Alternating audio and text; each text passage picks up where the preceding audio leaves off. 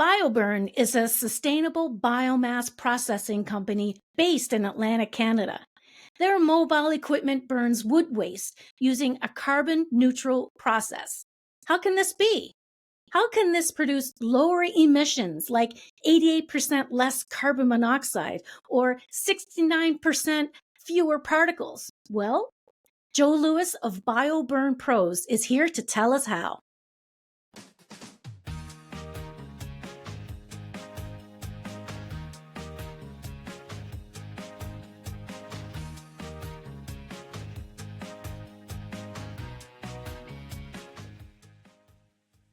Hi, Joe. Welcome to the podcast. Thank you. It's great to be here. Tell me about your company. It's BioBurn Pros, and it really amazes me because a lot of people think, burning, carbon being released, but you do it a different way. You do it a more sustainable way, right? That's right. So BioBurn Pros, we're a biomass processing company, more on the wood and vegetative waste side of things. And what we do is we employ air curtain burner technology. And the technology itself, it reduces emissions, it reduces smoke being released in the atmosphere by way of the air curtain burner. And what it is basically, it's high pressure air. It's being forced into the fire, Mm-hmm. which allows it to burn at extremely high temperatures, up to 1800 degrees Fahrenheit, which is, providing almost a complete combustion of the material. We do a 99% reduction of feedstock to residual char and ash. So it's a very clean process. And based on the high pressure air that's being blown through the manifold, it recaptures all the smoke and particulate and it reburns. So it's very clean burning. How long? Like I know, how long does it take to burn? Like how long does it, you know, uh, if you have I guess give me an example of how long it would take for things to burn down, I guess. Yeah, so one comparison we use for the technology is basically what you could burn in an open pit in a day Hmm. is what we burn per hour. So anywhere from 7 to 9 tons an hour is what we're burning in our burn chamber. So it's quite a bit. We're doing anywhere 70 to 90 tons. If you get a really dry feedstock or some very brushy, quick burning materials, we can even see those average numbers go up quite a bit. Hmm. That's right. So the carbon neutral effect that's taking place, the residual is heat, right? And I That's guess right. that's called bioenergy. So what I'm learning, can you tell us a little bit more about that? Yeah, so during the burn process, with the high temperatures, basically we have a secondary system that can marry into the burn chamber. And what it does, it has a hood vent that will kind of regulate how much heat it's taking from the fire. And Hmm. through that, it runs it through a cooling and heating system that turns a turbine, and it can generate up to 300 kilowatts of energy per hour. And once we get into that side of things, the system itself will consume about 50 kilowatts of that per hour. So you're doing about 250 kilowatts an hour of power generation. And we're able to store that into battery banks, which we call the battery charger, or the biocharger. Well, that leads up to what I was just going to ask next is, there's a new concept that you're working on, and it's just about that. It's about stored energy because there's a lot being created during this That's process. right. So you come up with this idea, which is really kind of cool. It's a new concept, right? Right. And I can't say I personally came up with the idea.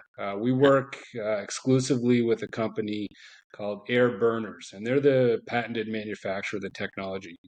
And we've got the exclusive rights for Atlantic Canada for this technology. And by all means, there's conversations going on. But what they've developed here with this biocharger is an ability for us to now electrify forestry equipment or rural sites that are away from a power grid that traditionally rely heavily on diesel generators. And even with the forestry setting, you need to truck in your fuels to run your excavators or your forwarders and harvesters and all your equipment. With the biocharger, we can store 750 kilowatts of energy per 750,000 kilowatt hours of energy, sorry. Hmm. And that allows us to then overnight, when you're not using the equipment, you can then plug it in and charge the equipment, cell phones, anything electrified on site. And with the rural settings where they're so heavily dependent on fossil fuels and diesel for their Right. generators to run their lights at night, Hmm.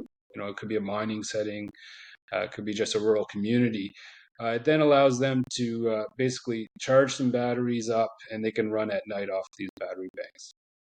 Hurricane Fiona was devastating to this area. And I know that the BioBurn fuels was really helpful in a way of removing a lot of the waste, right? That's right. Yeah. So with Fiona, so far most of our projects have been storm debris remediation. A lot of local landfills are holding this material, and they're not typically supposed to under normal regulations, but under emergency settings, they get authorization to store it at these facilities. So a lot of what we've done to date has been repatriating landfills so that they can extend the life cycle of landfill. They don't need to open new cells, waste cells. And so, Hurricane Fiona was really the birth of this business. We have a excavation and groundwork background before we had started BioBurn Pros. And we were just, Fiona hit and it, knocked Yeah. trees down all over the province in Atlantic Canada. And we were getting hired to go clean this up and truck the stuff to local dumping stations. And then we had seen the municipalities were then taking the burden of trucking this stuff elsewhere. Mm. So Which adds to, there's a lot of carbon, there's a lot of everything being added there. Yeah. right, and we can show up at these locations and eliminate all the tub grinders, which are heavy emitting equipment. We can eliminate the mass amounts of equipment just to load the trucks, and thousands of trucks can be eliminated from the roads, which in turn saves a bit of the local infrastructure and roadways, less wear and tear. So we can really localize the waste processing and go site to site and just clean up that way. And I love the idea of how burning the low grade wood, I guess it's important to point out that it's stumps. It's not precious, cedar or oak. It's really the lower grade stuff. But I love how it can repatriate the soil. That's right. Yeah. So we didn't want to, obviously prime lumbers. There's so much great use for that, from stud lumber for building homes to multiple uses, even firewood for heating homes. But with where we found a great niche was in that low grade stuff, like you mentioned. And typically, when it came to stumps, a lot of them are old growth stumps. They're pretty big. They don't fit in the grinders or the chippers. And we're able to process those in our burners. Our main industrial burner is the S223 air curtain burner. And it's got a 22-foot by 8-foot by 8-foot burn chamber. So you can fit a whole log in there if it is a low grade log, but a whole bunch of waste in there. And at the end of the burn phase, you're left with biochar or biocoal, depending on how far into the burn you get with it. But we're able to take that soil and then or that biochar and repatriate the soil on site. So that allows us to sequester the carbon, put it right back into the ground immediately. That's awesome. I was doing some homework on your company and I saw somewhere the mention of transfer station. And what is that? So a transfer station is just like a local dump site, basically. We've been kicking a few names around for what that might be called, like a stump dump or brush dump. Yeah. But essentially, where this is coming from is, we've got thousands of businesses locally here that are in the land clearing, excavation, landscaping business, and they've got little to no options for dumping locations for this material. Yeah, we're So what running out of that's leading space. to is a Yeah. whole bunch of illegal dumping, unregulated dumping, untaxed, revenues being paid in cash to these people that are accepting it. And it's being left in these locations where essentially it's becoming a hazard.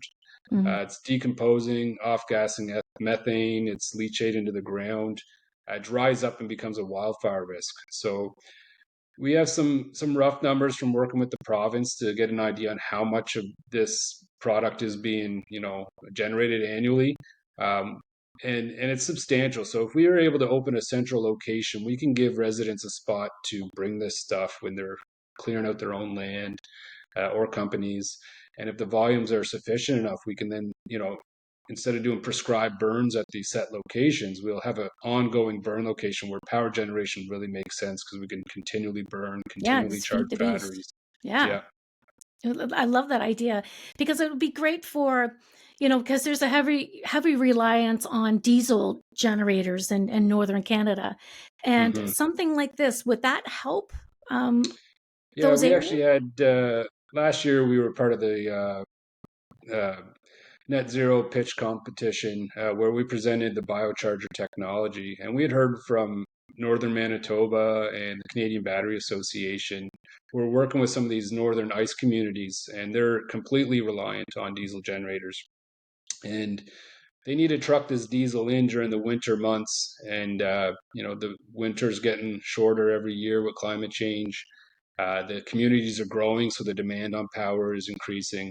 And with these battery banks and the biocharger, we could essentially truck this in, and they can use. They're surrounded by forests and woods, and they can do their own sustainable forestry practices and clean up, prevent wildfire, create jobs, and use all that residual that's created in these processes to power their towns.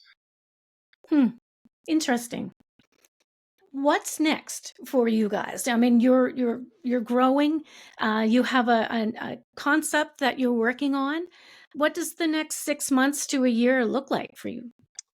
So we're very happy with the way 2024 went for us. We were able to validate the technology. We were able to complete several contracts. We were able to do even better than we expected. We were ahead of time and under budget on every project, which is the ultimate goal for the customer and for us.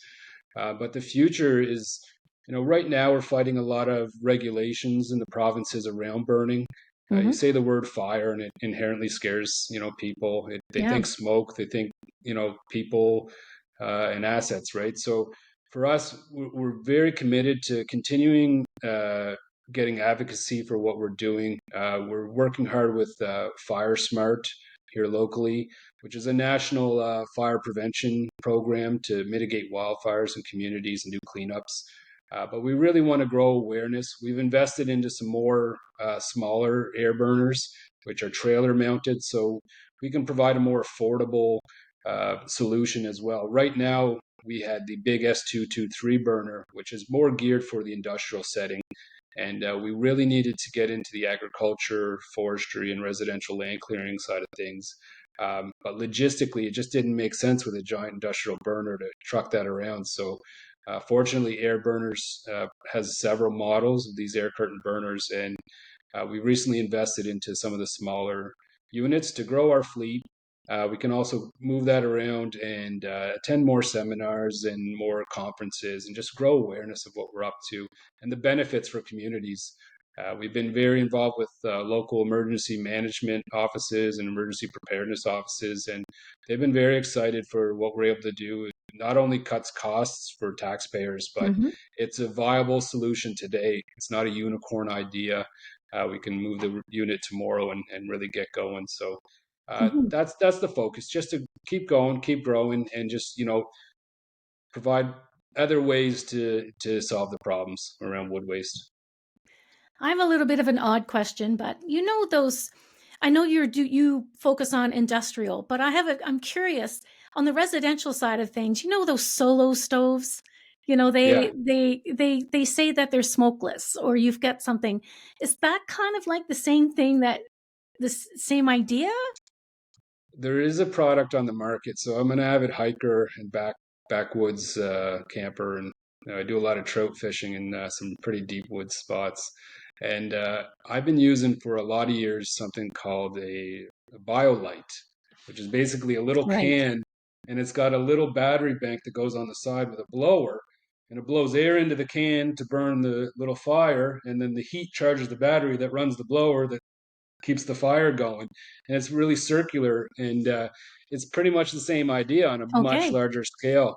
And so when we did come across these air burners, I had that aha moment. I've actually been using one of these for There years you on a much go. smaller scale. Yeah, so Yeah, very they're similar. very popular with, yeah, with hikers and such. Thank you so much, Joe, for joining me today, and to hear about your company, and as you go forward, it's exciting times. I see it as a really great win for the province. Great. Well, I really appreciate the opportunity to be here with you and talk to everyone about it. That's great. Thank you. Lower emissions fewer particles, and reduced creosote buildup. Who knew that you could burn wood waste sustainably? This podcast is sponsored by the province of Nova Scotia and the Smart Energy event. I'm your host, Maria McGowan. Thanks so much for listening in today.